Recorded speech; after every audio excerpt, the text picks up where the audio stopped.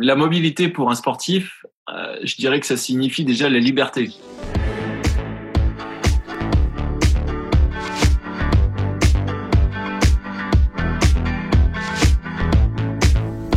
J'ai 33 ans, je fais du saut à la perche.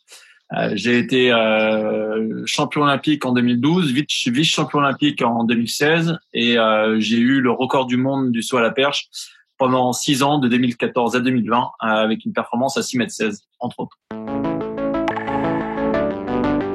Au quotidien, ça nous change déjà sur la façon de pouvoir s'entraîner et de maintenir notre niveau physique. On a quasiment plus de connexion en direct avec nos équipes. Donc on fait tout par intermédiaire et donc ça nous oblige à être très ingénieux, on va dire, pour pouvoir maintenir notre état physique.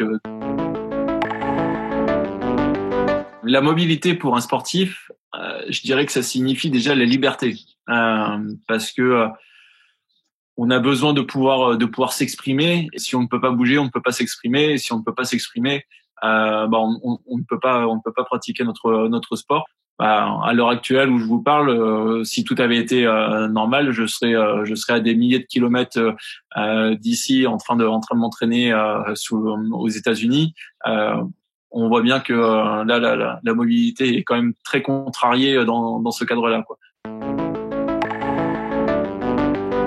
Je pense honnêtement que suivre du sport à la télé, c'est quelque chose qui se fait déjà depuis quand même de nombreuses années. Mais par contre, de le faire dans des stades qui soient vides, à mon sens, c'est pas l'avenir. Il est évident que quand on est dans un stade et que l'on a des milliers de spectateurs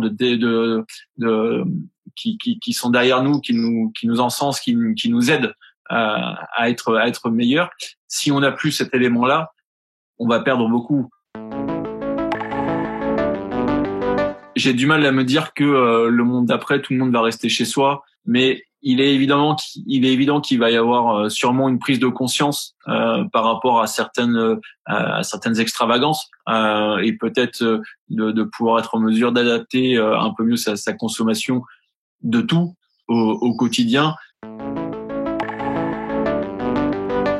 Je dirais sur le fond, il faudra toujours sauter plus haut, il faudra toujours sauter plus vite et être meilleur que les autres. Il va toujours y avoir une compétition.